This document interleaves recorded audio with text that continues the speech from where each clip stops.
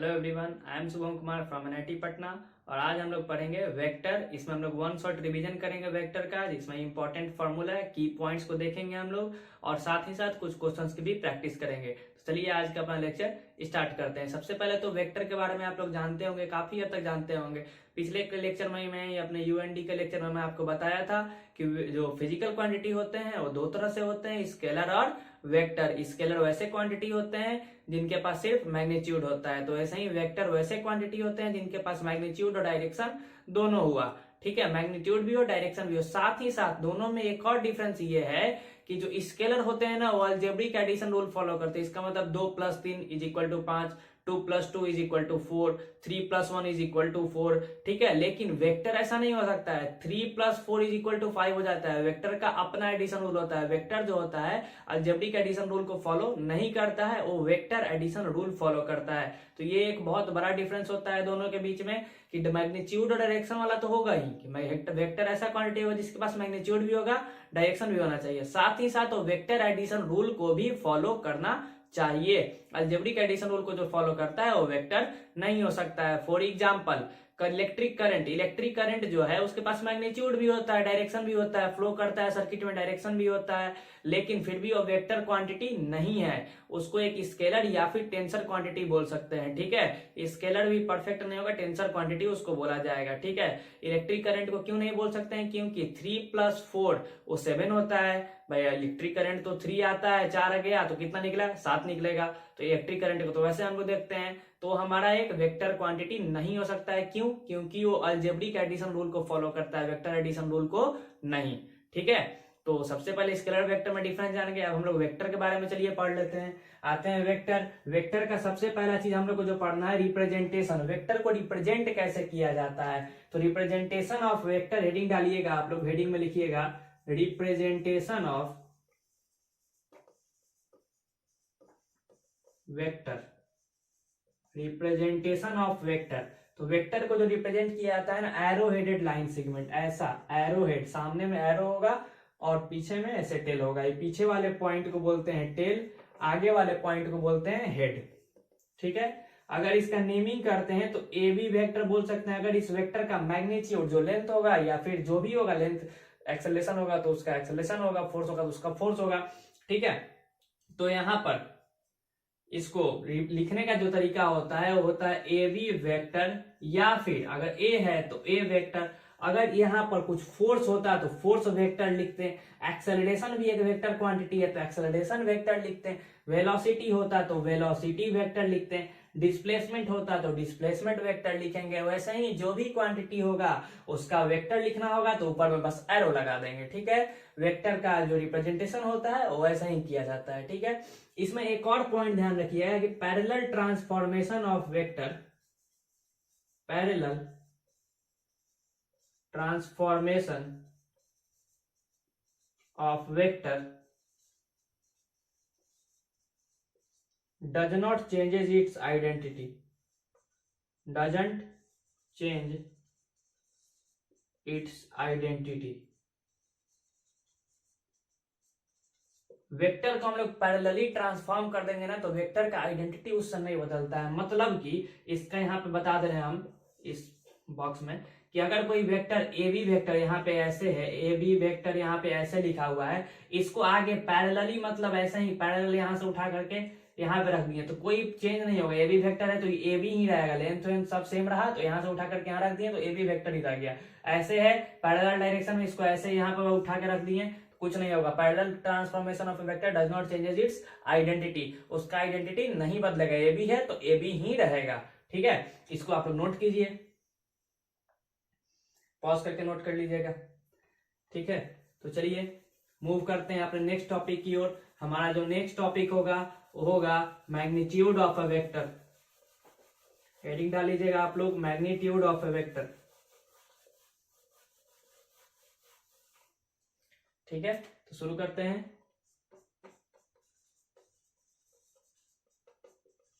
Vector का magnitude क्या होता है? ठीक है, ए बी वेक्टर अगर ऐसे लिखा हुआ है तो मैग्नीट्यूड को हम लोग कैसे लिखते हैं? ए बी वेक्टर का अगर मैग्नीट्यूड लिखना है, मैग्नीट्यूड ऑफ, यहां पर समझ लेते हैं, लिख देते हैं मैग्नीट्यूड ऑफ कोई ए बी वेक्टर, तो ए बी वेक्टर का जो मैग्नीट्यूड होता है उसको हम लोग इस तरह से लिखते हैं, इसको ऐसे पढ़ते हैं, magnitude of A B vector, ऐसे डिटरमिनेंट के अंदर, और मॉड ए बी इसको बोला जाता है, मॉड ए बी। और क्या बोल सकते हैं इसको, A B, simple A B भी बोल दिया है तो इसका मतलब क्या होगा, मैग्नीट्यूड। जैसे कि मैग्नीट्यूड ऑफ वेक्टर ए, ये क्या हो जाएगा, ऐसे ए वेक्टर ऐसे लिख देंगे और मॉड लगा देंगे, या फिर ए सिंपल सा लिख देंगे, ये क्या हो जाएगा, रिप्रेजेंटेशन मैग्नीट्यूड का होगा। ठीक है, अब इसको नोट कीजिए, कुछ नहीं है नोट करने लायक इसमें ज्यादा कुछ। नेक्स्ट टॉपिक हमारा ये सब बेसिक चल रहा है, जो पढ़ लिए होंगे उनको आगे स्किप कर सकते, स्किप नहीं कीजिएगा, देखते चलिएगा एक बार। नेक्स्ट है angle between the vectors. Angle between the vectors, दो वेक्टर के बीच में क्या एंगल होता है जी, तो ध्यान दीजिएगा, अगर कोई दो वेक्टर है सर्टेन एंगल पे, ये एक वेक्टर है, ये रहा दूसरा वेक्टर, ठीक है, ये कोई ए वेक्टर है और ये कोई बी वेक्टर है, तो इन दोनों के बीच का एंगल क्या होता था, सबसे पहले एंगल बिटवीन द वेक्टर्स में सबसे पहला पॉइंट आप लोग लिख लीजिएगा कि दो वेक्टर्स के बीच का एंगल वही होता है, कौन सा होता है एंगल, तो एंगल बिटवीन टू टेल्स, दो टेल के बीच का एंगल, या फिर दो हेड्स के बीच का एंगल। टेल और हेड आपको पहले ही बता चुके हैं, ये वाले पॉइंट को टेल बोलते हैं और इधर जिधर पॉइंटेड हो उधर उसको क्या बोलते हैं, हेड बोलते हैं। तो जिधर दो टेल मिला के मिले, दो टेल के बीच के एंगल को क्या बोला जाता है, एंगल बिटवीन द वेक्टर्स, या फिर दो हेड। तो यहाँ पर देखिए एक टेल है एक हेड है, तो क्या ये वाला यहाँ पे इसका टेल है ना और इसका हेड है, तो क्या ये वाला एंगल बिटवीन द वेक्टर्स होगा, बिल्कुल नहीं होगा। एंगल बिटवीन द वेक्टर्स हमारा क्या होगा, इसी को, इस वेक्टर को अगर हम पैरेलल आगे ट्रांसफॉर्म कर दें ऐसे, तो क्या ये ए वेक्टर से बी वेक्टर हो जाएगा क्या, बिल्कुल नहीं। अभी लिखवाए हैं, parallel transformation of a vector does not changes it's identity, तो ए का ए वेक्टर ही रहेगा। तो आप देखिए, अब इसका भी टेल हो गया, ये वेक्टर का भी टेल हो गया और ई वेक्टर का भी टेल हो गया, ई वाला एंगल कौन सा हो गया, थीटा। यही थीटा क्या है, angle between A vector and B vector, यही थीटा हो गया हमारा angle between vector A and vector B. तो खास बात यहां से ध्यान रखने वाला क्या, कि angle between the two vectors कौन सा एंगल होता है, एंगल बिटवीन टू टेल्स या फिर टू हेड्स। इसको यहां से एकदम ध्यान में रखिएगा, ठीक है, नोट कीजिए।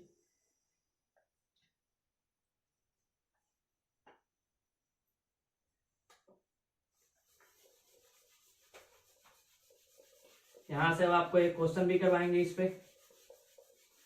ध्यान दीजिएगा, काफी इजी क्वेश्चन होगा, पॉज करके आप लोग बना ही लीजिएगा, ठीक है।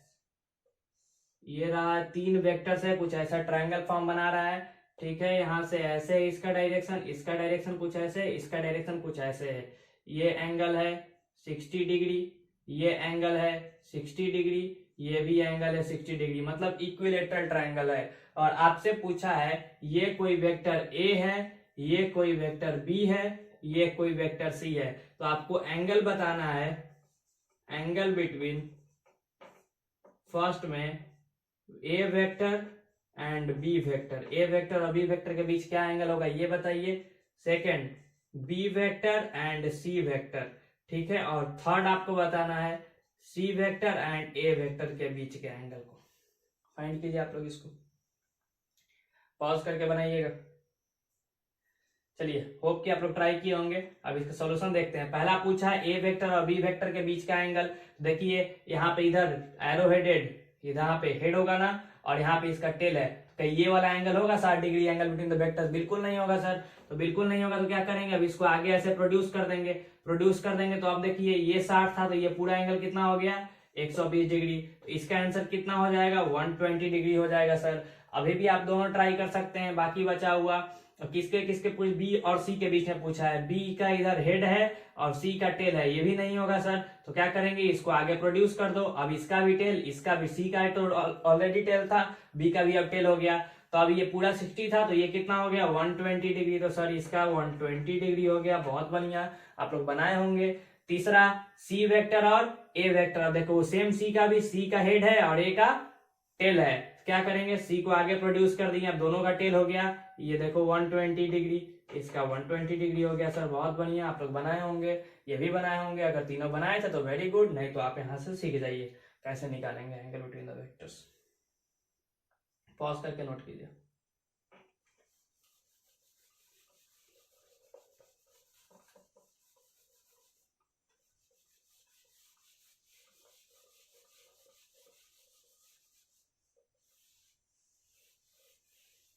चलिए, तो मैग्नीट्यूड हो गया, एंगल बिटवीन द वेक्टर्स हो गया।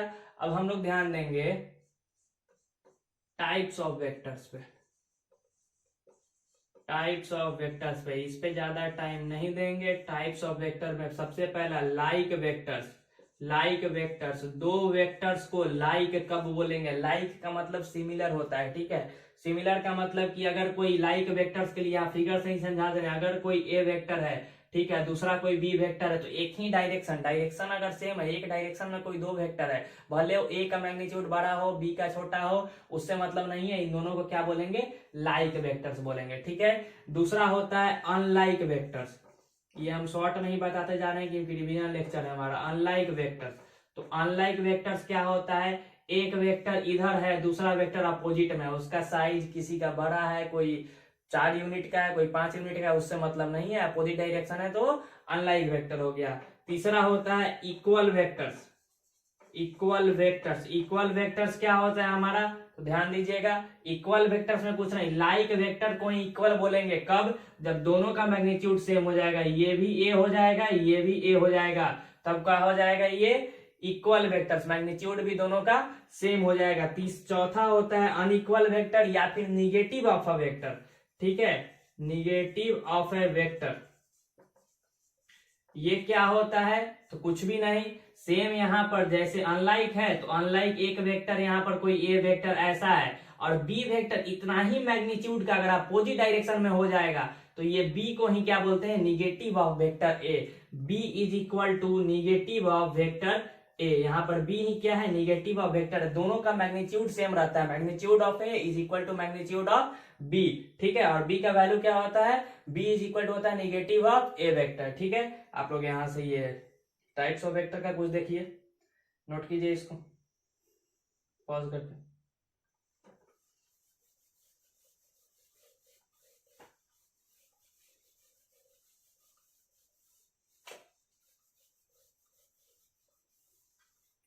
नेक्स्ट आते हैं हम, पांचवा था शायद, नेक्स्ट आते हैं हम, जो हमारा होगा वो होगा नल वेक्टर। नल वेक्टर, जैसे कि नाम से पता चल रहा है, जीरो वेक्टर को बोलते हैं नल वेक्टर, ठीक है। इसका कोई मैग्नीट्यूड नहीं होता है, जीरो मैग्नीट्यूड होता है, और इसका डायरेक्शन डिफाइंड नहीं होता है, अनडिफाइंड डायरेक्शन होता है हमारा नल वेक्टर का। जो छठा और बहुत इंपॉर्टेंट है वो हमारा है यूनिट वेक्टर, सबसे इंपॉर्टेंट इसमें से यूनिट वेक्टर। तो यूनिट वेक्टर क्या होता है, तो जैसे नाम से पता चल रहा है, vector having unit magnitude. Unit का मतलब क्या होता है फिजिक्स में, one. Vector having unit magnitude, unit magnitude जिसका मैग्नीट्यूड वन होगा, मतलब सिर्फ और सिर्फ यूनिट वेक्टर में क्या होता है, डायरेक्शन होता है। मैग्नीट्यूड किसी भी चीज का वन हो जाएगा तो क्या बचेगा, उसका डायरेक्शन बचेगा। तो यूनिट वेक्टर में भी सिर्फ और सिर्फ डायरेक्शन होता है। ऐसा वेक्टर जिसका मैग्नीट्यूड वन हो, और ये जो वेक्टर होता है it is used for direction, ये सिर्फ और सिर्फ डायरेक्शन के लिए यूज होता है, ठीक है। तो ध्यान दीजिए, यूनिट वेक्टर को जो रिप्रेजेंट करते हैं वो अगर ए यूनिट वेक्टर है तो इसको ए कैप से लिखते हैं, ए के ऊपर ऐसे टोपी पहना देना, ए कैप बोलते हैं इसको। और कोई भी वेक्टर हो वो दो चीजों से बना होता है, एक मैग्नीट्यूड जो कि ए वेक्टर का ए होता है मैग्नीट्यूड, या फिर मॉड ए लिख दें, आप जो लिखना लिख लीजिए, हम ए लिखे हैं, ठीक है। और दूसरा क्या, डायरेक्शन। तो यहाँ पे डायरेक्शन वाला काम कौन करता है, ए वेक्टर। हर एक वेक्टर के अंदर छिपा होता है एक यूनिट वेक्टर। यूनिट वेक्टर के पास अपना कोई मैग्नीट्यूड नहीं होता है, इसीलिए मैग्नीट्यूड के साथ गुना हो कोई फर्क नहीं पड़ता है, ये सिर्फ और सिर्फ क्या करता है, डायरेक्शन देता है। ए कैप से लिखते हैं इसको, ठीक है। यहाँ से एक और चीज है, ए कैप अगर कहीं निकालने बोले तो ए कैप क्या ले लेंगे, A vector divided by A vector divided by A, ठीक है। यहां से ये भी चीज समझ सकते हैं आप, नोट कीजिए। चलिए इसको पॉज करके, नेक्स्ट यूनिट वेक्टर को ही आगे अभी हम बढ़ाएंगे, यूनिट वेक्टर को ही आगे लेके चलेंगे। यूनिट वेक्टर को एक्स वाई, आप जानते हैं कार्टेशियन प्लेन में एक्स वाई जेड कोऑर्डिनेट होते हैं। जो नए स्टूडेंट होंगे 11th में वो नहीं जानते होंगे, वो एक्स वाई कोऑर्डिनेट ही जानते होंगे अभी तक। तो ध्यान दीजिएगा 3 कोऑर्डिनेट होता है X Y Z. X Y तो आप ऐसे बना देते हो, एक्स इधर वाई इधर, ठीक है। तीसरा भी कोऑर्डिनेट होता है प्लेन के बाहर, इस तरफ भी तो कुछ ना कुछ है और अंदर, तो बाहर वाला प्लस के अंदर वाला माइनस के। तो इसको बाहर तो ऐसे बना नहीं सकते हैं, इसे बाहर ऐसे डायग्राम बनाइएगा, नहीं बना पाइएगा। तो इसको ऐसे इस तरह से बनाते हैं, ठीक है। इसको जेड एक्सिस बोलते हैं। 3 गो एक्सिस होता है एक्स वाई जेड, ठीक है।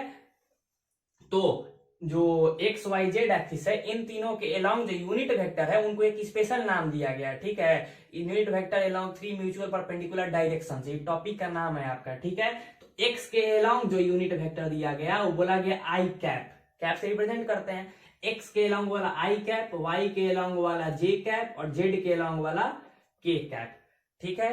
एक्स के अलोंग वाला आई कैप, जे के अलोंग वाला, वाई के अलोंग वाला जे कैप और जेड के अलोंग वाला के कैप। यानी कि अगर कोई एक वेक्टर है जिसका मैग्नीट्यूड 3 यूनिट है किधर एक्स में, तो उसको लिखेंगे 3 आई कैप। 4 यूनिट है जे में, तो इसको लिखेंगे 4 जे कैप। देखिए वेक्टर बन गया ना, 3 मैग्नीट्यूड और आई क्या हो गया, डायरेक्शन। डायरेक्शन आई का मतलब क्या, एक्स एक्सिस की तरफ हो, डायरेक्शन पता चल गया वहां से। 4 जे कैप आई कैप हो गया, 4 जे कैप हो गया, 5 के कैप हो गया। या फिर कोई ऐसा वेक्टर हो गया जिसमें तीनों रहेगा। एक और वेक्टर का एग्जांपल 3 आई कैप प्लस 4 जे कैप प्लस 5 के कैप, इन तीनों का सम होगा। कोई एक आदमी 3 आई में चल रहा है, 4 जे में चल रहा है और 5 के में चल रहा है, ठीक है। तो उसको 3 आई कैप प्लस 4 जे कैप प्लस 5 के कैप, ठीक है। इसको लिख लीजिए, unit vector 3 mutual perpendicular direction, x की तरफ आई कैप, वाई की तरफ जे कैप और जेड की तरफ के कैप।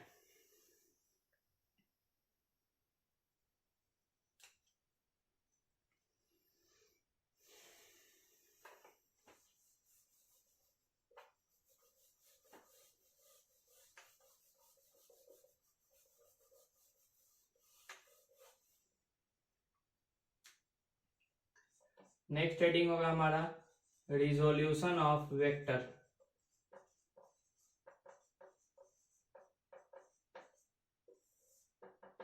ठीक है। अब ध्यान दीजिए, अगर कोई एक वेक्टर, जैसे कि अभी वाला केस में बताया कार्टेशियन प्लेन में मेरा कोई ऐसा वेक्टर होगा बीच में, तो इस वेक्टर को ना हम एक्स और वाई में रिजॉल्व कर लेंगे तो हमारा आगे का सॉल्यूशन काफी अच्छा हो जाता है, काफी सही हो जाता है। जैसे मान लीजिए कि अगर कोई यहाँ ए वेक्टर है, ठीक है, कोई एक ये कौन सा है, ए वेक्टर है सर।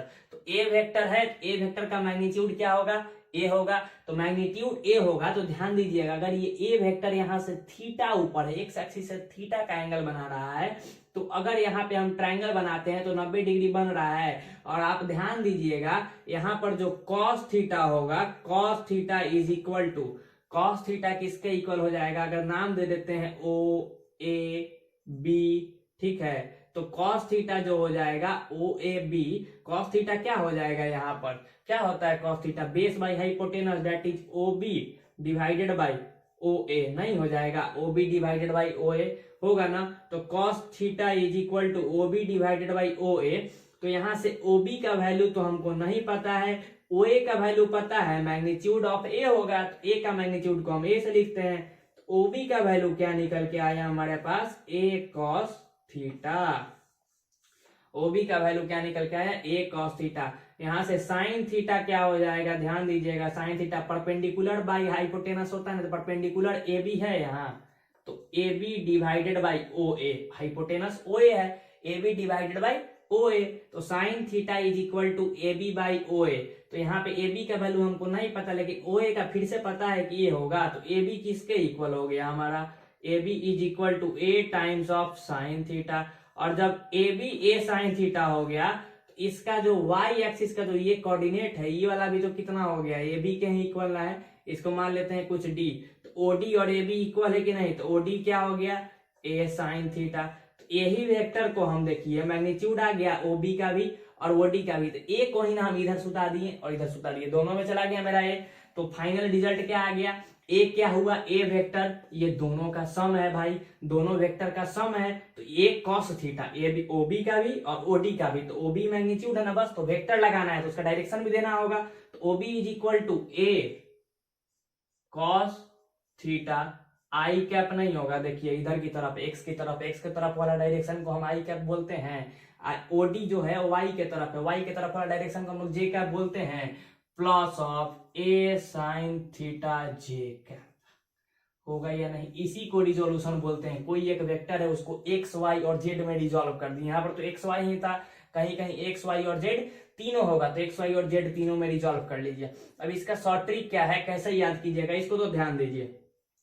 जैसे इधर ओए को हमको दो परपेंडिकुलर डायरेक्शन में रिजोल्यूशन होता है हमारा हमेशा, ठीक है। तो दो परपेंडिकुलर डायरेक्शन हमको रिजोल्व करना है, दो परपेंडिकुलर डायरेक्शन में रिजोल्व करना है। जिधर थीटा होगा उधर वाला कंपोनेंट कॉस थीटा होता है। ये आप लोग को याद करने के लिए, जिधर थीटा नहीं है उधर वाला कंपोनेंट क्या हो जाएगा, साइन थीटा। सिंपल है, जिधर थीटा होगा उधर वाला कंपोनेंट कॉस थीटा, जिधर थीटा नहीं होगा उधर वाला कंपोनेंट साइन थीटा। होप कि आप लोग समझ गए होंगे। एग्जाम्पल में किसी कंपोनेंट को अगर 3i cap plus of 4j cap plus of k cap लिखा जा रहा है, इसका मतलब क्या है, 3 यूनिट उसका x की तरह लॉन्ग है, 4 यूनिट y के लॉन्ग है और 1 यूनिट z के लॉन्ग है, ठीक है। उसका रिप्रेजेंटेशन इस तरह से होता है। तो इसमें इजी क्या हो जाता है कि दो वेक्टर को सम करने के लिए वेक्टर एडिशन करना पड़ता है, जिसका फॉर्मूला होता है। अगर आप रिजॉल्व कर देते हैं तो 3i cap plus 4j cap plus k cap है, और दूसरा 2i cap plus 3j cap plus 5 cap, दोनों को ऐड करना कितना इजी है, i के i वाला के साथ, j के j वाला के साथ, k के k वाला के साथ।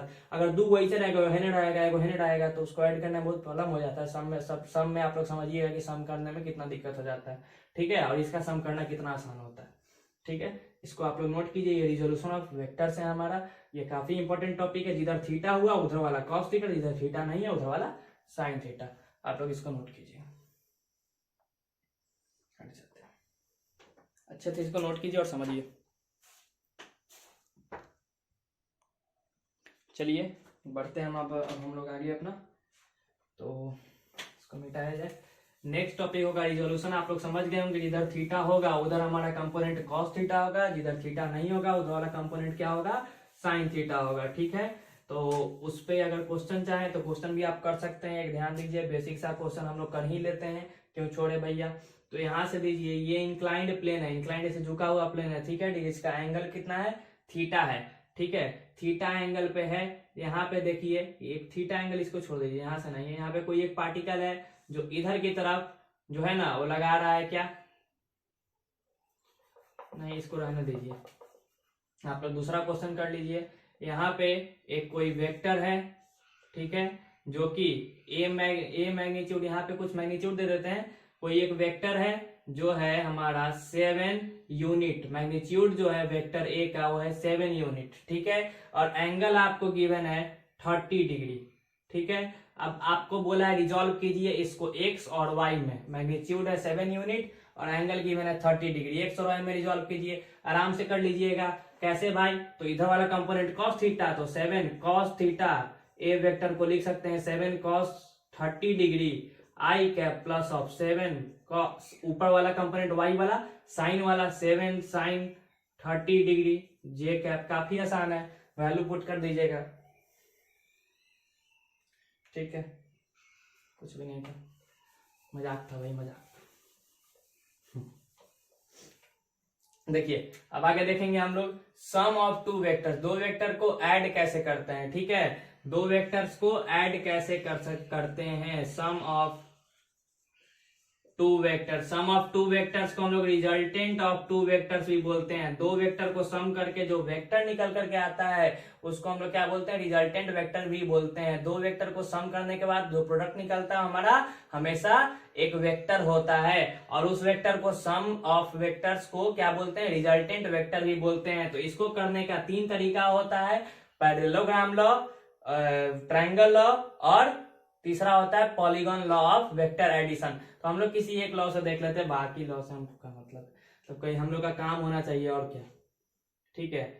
कोई भी एक लॉ रिवीजन कर रहे हैं हम लोग, ध्यान दीजिएगा। अगर कोई एक ए वेक्टर है और ये एक कोई बी वेक्टर है, इन दोनों का हमको सम करना है, ठीक है। हमको बोला कि इन दोनों का आप ऐड कीजिए, और ऐड करके जो ट्रायंगल लॉ से हम लोग देख रहे हैं तो ट्रायंगल लॉ हम लोग देखेंगे, ठीक है। तो ट्रायंगल लॉ पे होता है ना कि ए वेक्टर और बी वेक्टर दो वेक्टर हैं जो सेम ऑर्डर में है, मतलब देखिए इक्वल एरो हेने जा रहा है तो इक्वल एरो हेने जा रहा है, ठीक है। तो जो तीसरा जो ट्रायंगल बनाएगा ना, तीसरा लाइन जो ट्रायंगल बनाएगा ना, वो रिजल्टेंट वेक्टर देगा। जो तीसरा लाइन होगा वो मेरा रिजल्टेंट वेक्टर होगा। कैसे?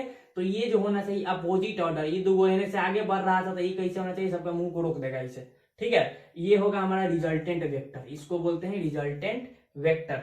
तो यहां से क्या निकल के आता है कि R vector is equal to A vector plus of B vector. अब ये आर वेक्टर का वैल्यू हम निकालते हैं ट्राइंगल लॉ से, और ये निकल करके आता है हमारा R vector is equal, R vector का जो मैग्नीट्यूड निकल करके आता है वो होता है हमारा, आर वेक्टर का मैग्नीट्यूड जो होता है root under A square plus B square plus 2ab cos theta. और यहाँ पर थीटा क्या होता है, angle between the two vectors. Angle between the two vectors कैसे निकालेंगे, इसी वेक्टर को आगे प्रोड्यूस कर देते हैं, तो ई वाला एंगल को क्या बोलते हैं, angle between the two vectors. ठीक है, तो इसको आगे प्रोड्यूस कर देंगे तो ही ना angle between the two vectors होगा।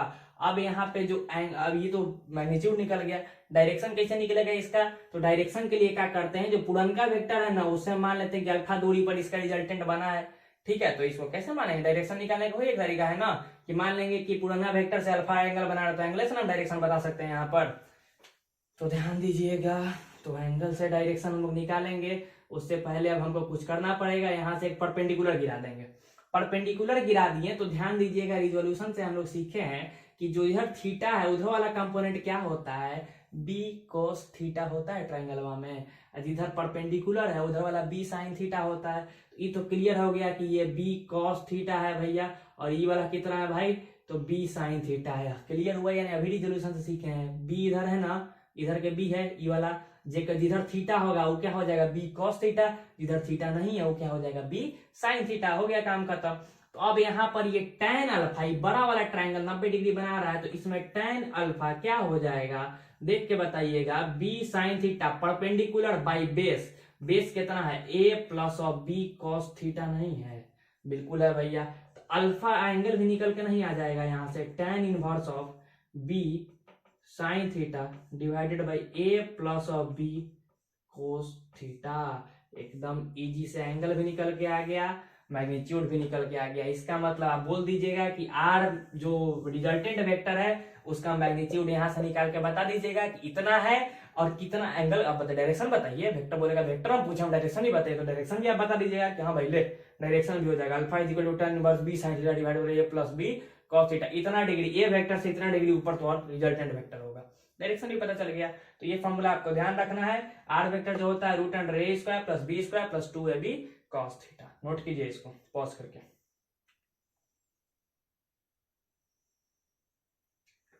ठीक है, इस पे हम एक दो क्वेश्चन भी आपको देंगे अभी।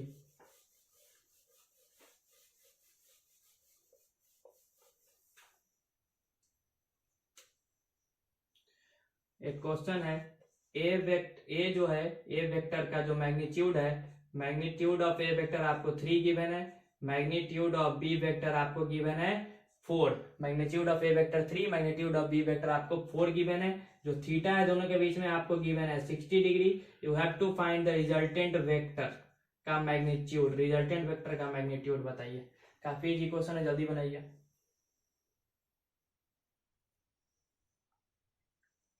ठीक है, मैं होप कि बना लिए होंगे। क्या होता है रिजल्टेंट वेक्टर के मैग्नीट्यूड का formula, root under A square plus B square plus 2ab cos theta. होता है कि नहीं, बिल्कुल सर होता है। a का स्क्वायर 3 का स्क्वायर दैट इज 9 प्लस 4 का स्क्वायर 16 प्लस 2 इंटू 4 इंटू 9, यही ना है, सॉरी 4 2 इंटू ए बी है ना, तो 3 into 4 2ab 3 into 4 cos theta cos of 60 degree. तो cos 60 डिग्री का वैल्यू कितना होता है, तो 1/2 होता है सर। ठीक है ना, √3/2 नहीं लिख देगा, बिल्कुल नहीं लिखना। ठीक है, रूट अंदर कितना हो गया 25, 16 9 25 प्लस 4 3 12, ये कितना हो गया रूट अंडर 37। ठीक है, ये कितना हो गया √37 यूनिट्स मैग्नीट्यूड हो गया, यही आपसे पूछा था। ठीक है, नोट कीजिए इसको पॉज करके। सम ऑफ टू वेक्टर्स में आप कुछ स्पेशल केसेस ध्यान दीजिएगा, कुछ स्पेशल केसेस ध्यान दीजिएगा, जैसे कि रिजल्टेंट वेक्टर अगर निकालना हो दो वेक्टर का और एंगल्स, पहले तो रिजल्टेंट वेक्टर का formula A square plus B square plus 2ab cos theta होता है मेरा, और रिजल्टेंट वेक्टर हमको निकालना हो, ठीक है, और थीटा का वैल्यू 90 डिग्री हो, दो वेक्टर्स के बीच का एंगल 90 डिग्री हो, तो ये फॉर्मूला हो जाता है cos 90 वाला कंपोनेंट, बोलिए cos 90 पूरा जीरो हो जाएगा, तो आर क्या बचेगा, आर वेक्टर का जो मैग्नीट्यूड है, सॉरी मैग्नीट्यूड जो है वो क्या बचेगा, A square plus of B square ही बचेगा। फॉर एग्जाम्पल के तौर पर आप इसको देख सकते हैं, 3i cap plus 4j cap, ये क्या है, एक वेक्टर ये है, एक वेक्टर ये है, दोनों का सम है। इसका अगर मैग्नीट्यूड आपसे पूछ देगा, बोलेगा कि ए वेक्टर कुछ ऐसा है, अब ए वेक्टर का मैग्नीट्यूड क्या होगा, तो कुछ नहीं भैया, root under A square plus B square, ठीक है, ये इसके साथ मैग्नीट्यूड क्या है इसका 3 और इसका 4, तो रूट अंडर 3 का स्क्वायर प्लस 4 का स्क्वायर इज इक्वल टू 5। एक और पूछ देगा, मान लीजिए बोलेगा बी वेक्टर है, कोई बी वेक्टर है, बोला है 2i cap minus of 4j cap plus of k cap, ये है कुछ बी वेक्टर। अब बी वेक्टर का मैग्नीट्यूड बताइए, तो बी वेक्टर का मैग्नीट्यूड नहीं बता दीजिएगा, ट्राई कीजिए तो अपने से। अब ये तीनों आपस में परपेंडिकुलर है, तो परपेंडिकुलर तो क्या हो जाएगा, ए प्लस बी स्क्वायर है तो A square plus B square plus C square हो जाएगा यहाँ पर, ठीक है। देख लेते हैं, रूट अंडर ए का स्क्वायर 2 का स्क्वायर 4 प्लस ऑफ -4 है, प्लस यहाँ -4 है ना, तो -4 तो -4 का स्क्वायर 16 प्लस 1 का स्क्वायर 1, कितना हो जाएगा, 2 का स्क्वायर तो 4 कर दिए, करिए दिए, रूट अंडर 21, इजी बन गया।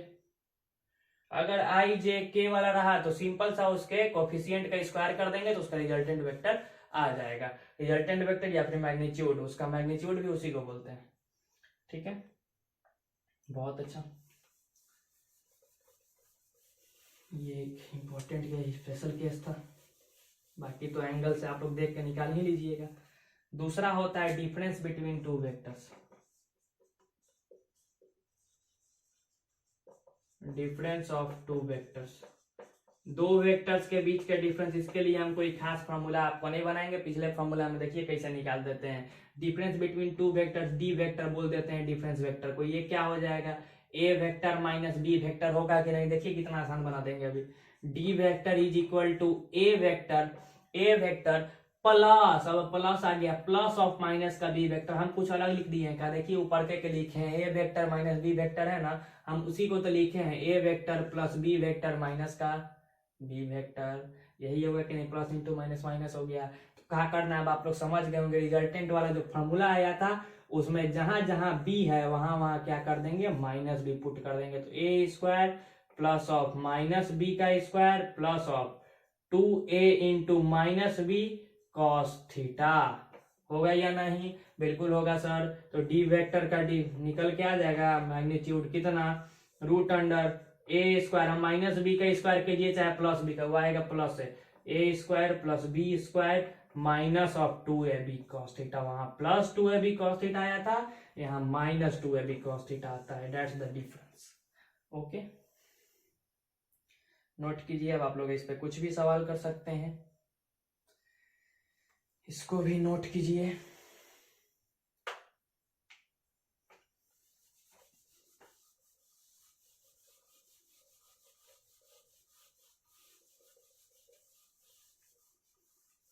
अब आते हैं सबसे ज्यादा जहां से सवाल पूछा जाएगा वेक्टर का, और काफी इंपॉर्टेंट आगे के लिए, प्रोडक्ट ऑफ वेक्टर्स या फिर मल्टीप्लीकेशन ऑफ वेक्टर्स।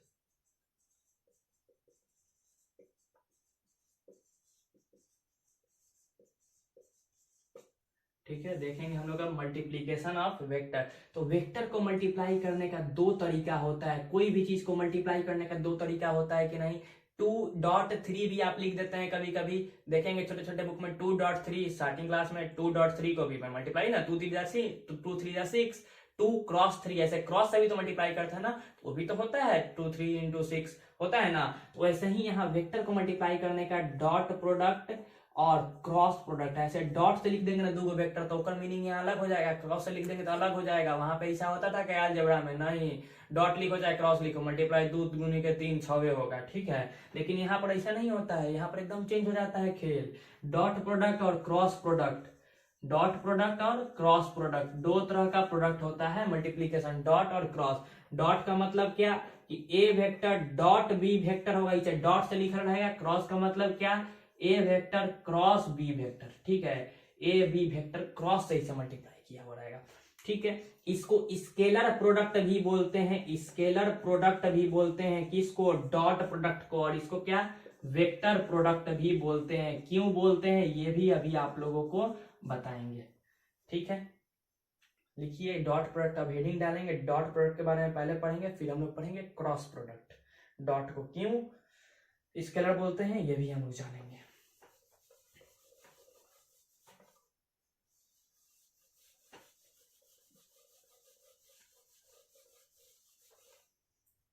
देखिए हम लोग देखेंगे अब डॉट प्रोडक्ट, डॉट प्रोडक्ट, तो ए डॉट बी ऐसे लिखेंगे तो ये क्या हो जाएगा हमारा डॉट प्रोडक्ट हो गया। इसका जो निकल करके रिजल्टेंट आता है ए डॉट बी का जो वैल्यू हो जाता है वो होता है A B cos theta, A B cos theta.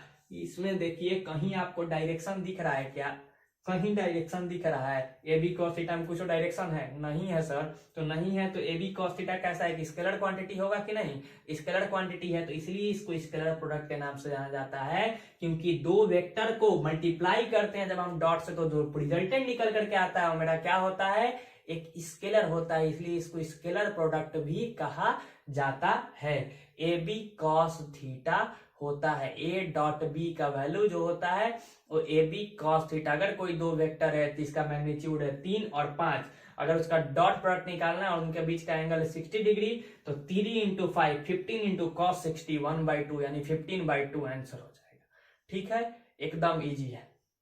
A dot B का जो डॉट प्रोडक्ट होता है ए बी कॉस थीटा होता है। कुछ स्पेशल केस ध्यान दीजिए, अब कॉस थीटा है तो कॉस 90 डिग्री हो जाएगा तो इसका वैल्यू कितना हो जाएगा, 0, कॉस 90 डिग्री का वैल्यू 0, तो डॉट प्रोडक्ट जो होता है अगर दो वेक्टर्स के बीच का एंगल 90 डिग्री हो जाएगा तो डॉट प्रोडक्ट कितना हो जाएगा, 0। इस पे क्वेश्चंस भी आते हैं, हम क्वेश्चन अभी करवाएंगे आपको, ठीक है। तो ध्यान दीजिएगा A dot B A B cos theta हो जाता है, तो आई वेक्टर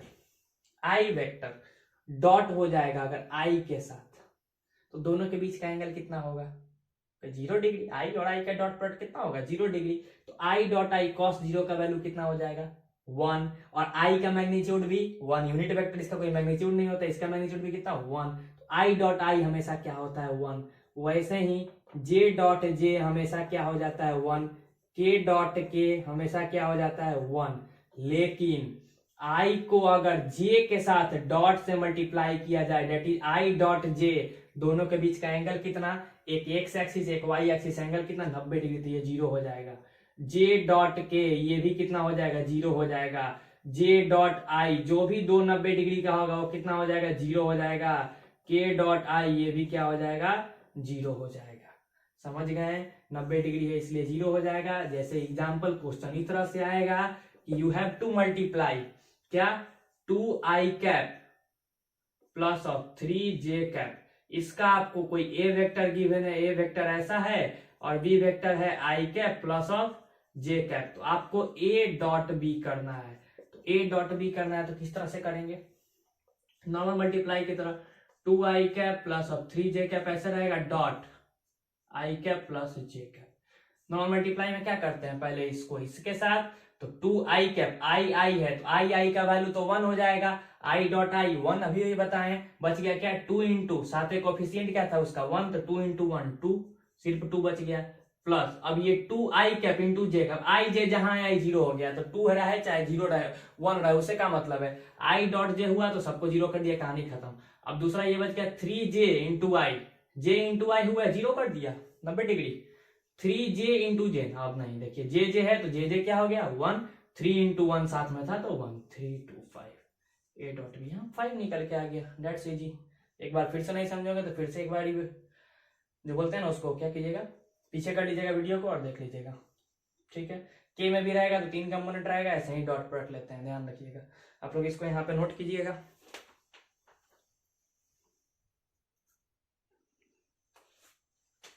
चलिए अब हम इसको मिटाते हैं, फोन में चार्ज भी कम है।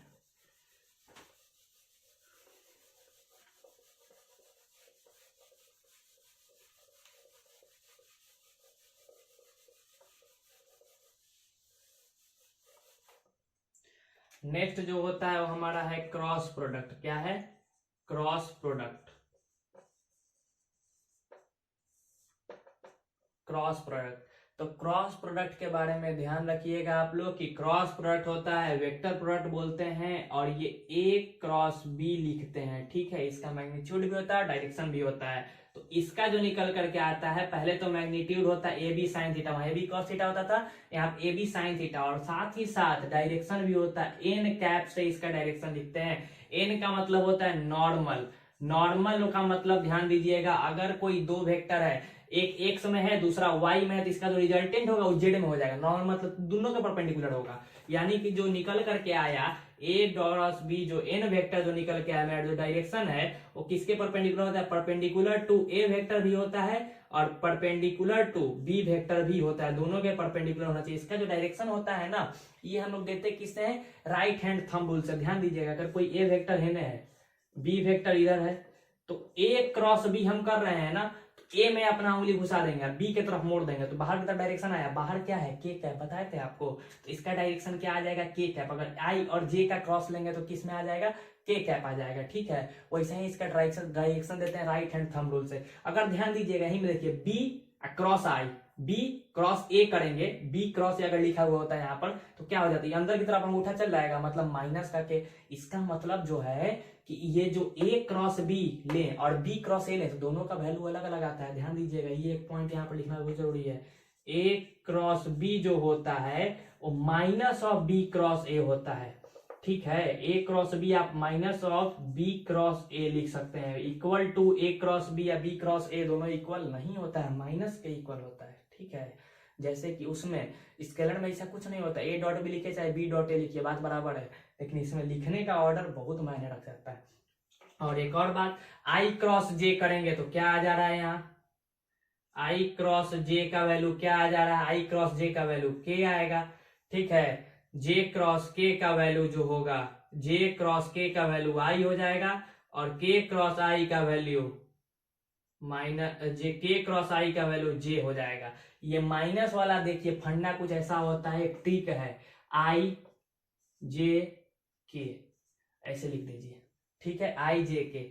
अब एंटी क्लॉकवाइज चलिएगा ना, यहाँ आई क्रॉस जे कीजिएगा तो के आ जाएगा। ठीक है, के क्रॉस आई कीजिएगा तो जे आ जाएगा। एंटी क्लॉकवाइज चलिएगा तो सब चीज सीधा चलेगा, और जैसे ही आप क्लॉकवाइज चल दिए, आई क्रॉस के कर लिए, तो तीसरा माइनस का जे आएगा। ठीक है, उल्टा चल दिए तो माइनस का जे। एंटी क्लॉकवाइज घूमेगा तो आई क्रॉस जे के हो जाएगा, के क्रॉस आई जे हो जाएगा। लेकिन जैसे ही ये क्लॉकवाइज में घूमेगा तो आई क्रॉस के क्या हो जाएगा? यहाँ पर आई क्रॉस के तो माइनस का जे होगा, खास ध्यान रखिएगा, माइनस का जे होगा। वैसे ही के क्रॉस जे क्या हो जाएगा? के क्रॉस जे करेंगे तो माइनस का आई हो जाएगा। देखिए यहाँ से क्या हुआ? आई क्रॉस के क्रॉस आई डॉट लिखे, के क्रॉस आई जो हो गया वो जे होगा, लेकिन आई क्रॉस के क्या हो जाएगा? माइनस का जे होगा। तो क्रॉस प्रोडक्ट में इस बात का खास ध्यान रखा जाता है। ठीक है, कि ऑर्डर मेरा सेम हो। तो ये रहा आपका डॉट प्रोडक्ट और क्रॉस प्रोडक्ट। आपका यहाँ से ये वेक्टर चैप्टर का रिवीजन खत्म हो गया, कहानी खत्म। अभी चलिए एक क्वेश्चन देख लेते हैं हम लोग इस लेक्चर में ही। ठीक है, काफी इंपॉर्टेंट क्वेश्चन जो पूछता है यहाँ से। इसको मिटाते हैं हम, नोट कीजिएगा इसको। चलिए, होप नोट कर लिए होंगे।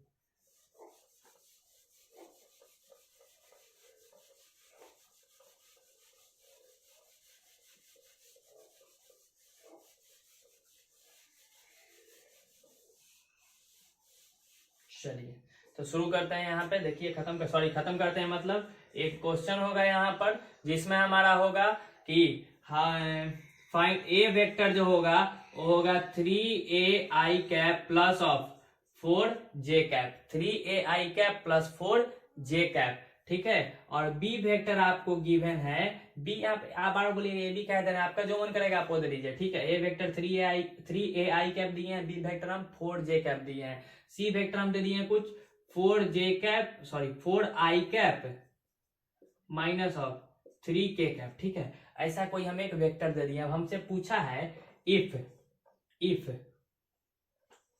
Angle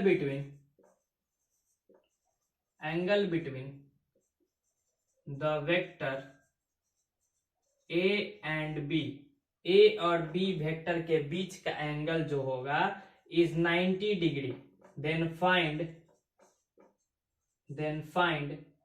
the value of a, then find the value of a का वैल्यू आपको निकालना है। ए और बी का एंगल जब 90 डिग्री होगा तो आपको यहाँ पे ये ए का वैल्यू निकालना है। ठीक है, अच्छा ये हो गया, ये भी ये वेक्टर इधर ही है ना, इसको बोलते थे कुछ पी, तो 3p आपको p का वैल्यू निकालना है। तो जब भी क्वेश्चन में एंगल 90 डिग्री दे दे और कोई अननोन का वैल्यू पूछे तो आप लोग एक ही चीज यूज कीजिएगा कि a डॉट बी, सब आप क्वेश्चन मिटा दे रहे हैं, सॉल्यूशन बना लेते हैं हम लोग यहाँ। तो a डॉट बी जो जानते हैं वो मेरा क्या होता है, a डॉट बी क्या होता है, ए बी कॉस थीटा होता है कि नहीं होता है। कॉस 90 हो गया तो a डॉट बी क्या होना चाहिए, 0 होना चाहिए। तो इसका a डॉट बी लीजिए, i वाले को i के साथ, j वाले को j के साथ कीजिएगा, डॉट प्रोडक्ट आ जाएगा। a डॉट बी लीजिए कैसे, 3p into 4, 3p into 4, i के साथ है ना, i और k वाला तो 90 डिग्री बना के 0 हो जाएगा, i और i के साथ कितना हो जाएगा, 3p into 4 12p plus of j को j वाले के साथ 4 3 या 12, लेकिन माइनस है तो माइनस ऑफ 12 किसके इक्वल होगा, ये 0 के इक्वल होगा कि नहीं होगा। 12p minus 12 is equal to 0, minus 12 इधर जाएगा तो क्या होगा बोलिए, माइनस 12 इधर जाएगा तो प्लस 12, तो यहाँ से 12 12 कैंसिल, p का वैल्यू 1 निकल के आ गया। ठीक है, ऐसा ही क्वेश्चन पूछता है, एकदम इजी वाला। ठीक है, वेक्टर्स में। तो हमको उम्मीद है कि आप लोग वेक्टर्स का आप सब क्वेश्चन बना लीजिएगा। ठीक है, और जितना भी क्वेश्चन प्रैक्टिस कराएंगे प्रीवियस ईयर्स का, वैसे तो क्वेश्चंस काफी कम आते हैं, बट आगे के चैप्टर्स के लिए वेक्टर्स काफी यूजफुल एक चैप्टर माना जाता है। तो आप लोगों को होप कि अच्छा लगा होगा वीडियो, आप लोग वेक्टर अच्छे से समझ गए होंगे। अगर अच्छा लगा हो तो वीडियो को लाइक कीजिएगा, कमेंट करके हमें बताइएगा, और चैनल को सब्सक्राइब करना बिल्कुल मत भूलिएगा, क्योंकि हम लोग इस चैनल पे आगे ऐसे ही 1 शॉट रिवीजन लेक्चर्स लाते रहेंगे और आपके लिए एग्जाम पॉइंट ऑफ व्यू से आपको हेल्प करते रहेंगे। सभी को थैंक यू वेरी मच।